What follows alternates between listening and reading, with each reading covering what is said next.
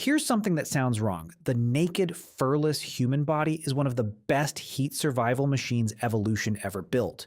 Better than a lion, better than a horse. We didn't beat the heat by hiding from it. We used it as a weapon.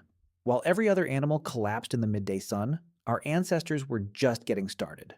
So, how did the weak, hairless ape become the desert's apex survivor? Let's start with why this should have been impossible. Your body is a furnace that never shuts off. Even sitting still, you generate heat, and you have to dump it somewhere or you cook.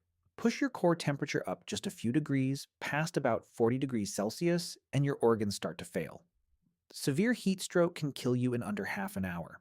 And of every organ you've got, the brain is the most fragile. Let it overheat, and you stop thinking clearly long before you stop breathing. And heat has a second way to kill you. It dries you out. In real heat, you can sweat away more water than you could ever drink, and once you're a few liters down, your blood thickens, your heart labors, and your thinking goes soft. In open desert, a person with no water has days at the most, sometimes only hours. Now picture where we come from. Open African grassland, full sun, no shade for miles. Most animals out there have a plan for that.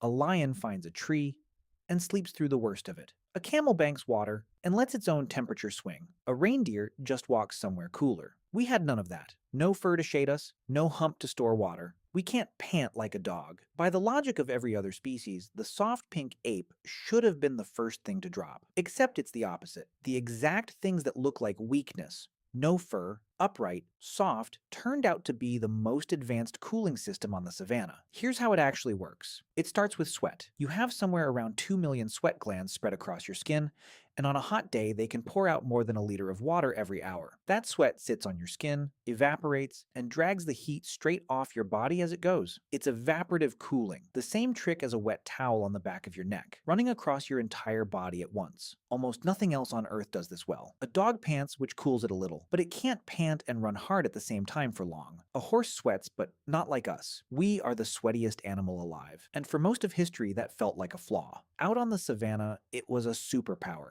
and it works best on bare skin. Somewhere over 1 million years ago, our ancestors lost most of their body hair, and the leading theory is simple.